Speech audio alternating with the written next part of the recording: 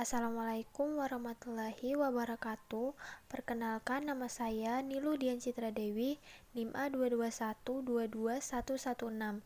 Di sini saya akan menjelaskan apa itu sistem respirasi dan sistem transpirasi.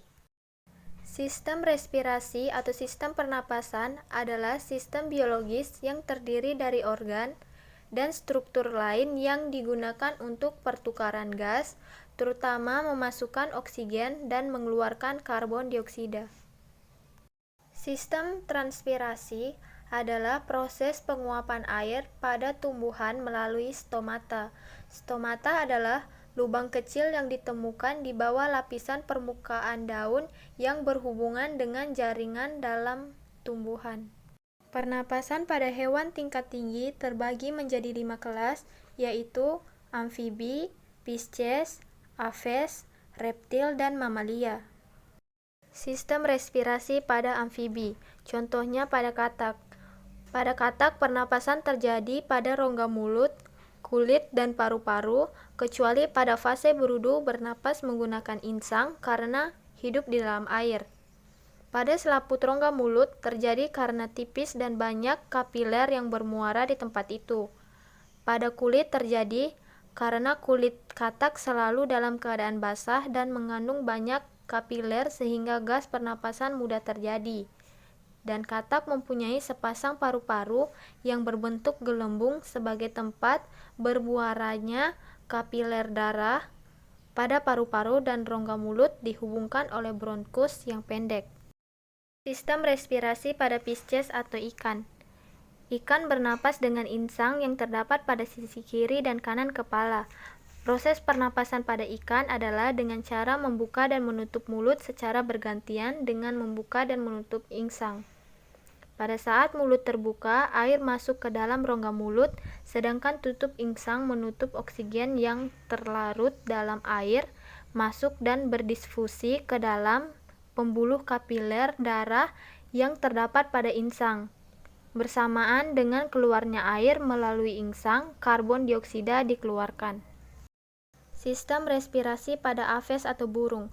Burung mempunyai alat bantu pernapasan yang disebut dengan pundi-pundi udara yang berhubungan dengan paru-paru. Berfungsi untuk membantu pernapasan dan membantu membesarkan rongga siring sehingga dapat memperkeras suara. Mekanisme pernapasan pada burung terbagi menjadi dua, yaitu pernapasan waktu istirahat dan waktu terbang. Udara luar yang masuk sebagian kecil tetap berada pada paru-paru dan sebagian besar akan diteruskan ke kantung udara sebagai udara cadangan. Udara pada kantung udara dimanfaatkan hanya pada saat udara di paru-paru berkurang, yaitu pada saat burung mengepakkan sayapnya. Sistem respirasi pada reptil, contohnya pada buaya. Pada saat proses pernapasan, buaya hanya bisa menarik nafas di darat, walaupun banyak menghabiskan waktu di air. Udara akan dihirup melalui lubang hidungnya, lalu saat akan berenang, lubang hidung buaya akan tertutup dengan sebuah katup. Katup itu berguna untuk mencegah air masuk ke dalam sistem pernapasan hewan ini. Selain melalui lubang hidung, buaya juga memasukkan udara melalui mulutnya saat terbuka lebar. Udara yang masuk akan bergerak melalui trakea sebelum mengalir sampai ke paru-paru.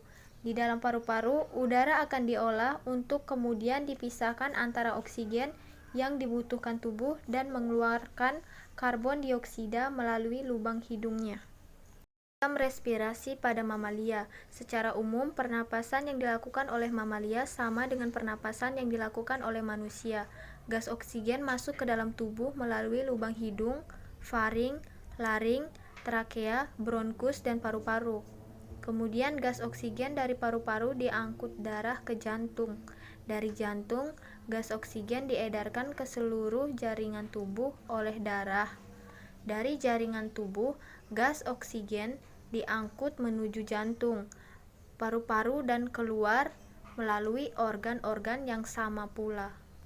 Pada hewan tingkat rendah atau invertebrata yang terbagi menjadi 6 kelas, yaitu Porifera, Coelenterata, Echinodermata, Vermes, Mollusca, dan Arthropoda. Sistem respirasi pada porifera. Porifera merupakan hewan berpori yang dapat melakukan pernapasan dengan cara mengalirkan air melalui pori-pori yang ada dalam tubuhnya, yang dinamai dengan ostium. Setelah itu, air akan dialirkan menuju rongga yang dinamai dengan spongsol. Selanjutnya, proses pernapasannya akan dilangsungkan pada sel koanosit atau yang lebih dikenal dengan sebutan sel leher. Sel koanosit merupakan sel yang letaknya berbatasan dengan spongsol. Sistem respirasi pada Coelenterata. Untuk melakukan pernapasan, hewan Coelenterata mengandalkan proses difusi oksigen di lingkungannya melalui permukaan tubuhnya. Meskipun demikian, Coelenterata juga mempunyai alat bantu pernapasan yang disebut dengan siphonoglypha, yaitu perluasan dari celah mulut Coelenterata. Sistem respirasi pada vermes atau cacing. Proses pernapasan pada cacing tergolong sederhana karena oksigen yang terlarut pada air akan berdifusi melewati permukaan kulit cacing yang tipis dan basah. Setelah itu, oksigen akan diedarkan ke seluruh tubuh atau sisa pernapasan, yaitu gas karbon dioksida, dikeluarkan dari tubuh lewat permukaan kulit menggunakan proses difusi. Karena kulit cacing yang berlendir dan cenderung basah, maka proses difusi dapat berlangsung dengan mudah. Sistem respirasi pada moluska. Hewan moluska yang hidup di darat umumnya menggunakan paru-paru sebagai organ pernapasannya. Adapun hewan moluska yang hidup di air bernapas menggunakan insang. Air yang mengandung oksigen masuk menuju insang, selanjutnya terjadilah pertukaran udara yang terjadi pada lamela insang. Sistem respirasi pada arthropoda. Alat pernapasan pada hewan arthropoda, khususnya pada serangga, adalah berupa pembuluh trakea. Udara masuk dan keluar melalui lubang kecil yang disebut spirakel atau stigma yang terdapat di kanan kiri tubuhnya. Dari spirakel, udara masuk ke pembuluh trakea yang memanjang. Trakea memanjang ini selanjutnya bercabang-cabang menjadi saluran halus yang masuk ke seluruh jaringan tubuh.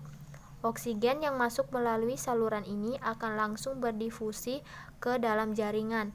Dengan cara yang sama, CO2 dilepaskan jaringan, masuk ke pembuluh trakea dan dikeluarkan. Proses respirasi pada Echinodermata.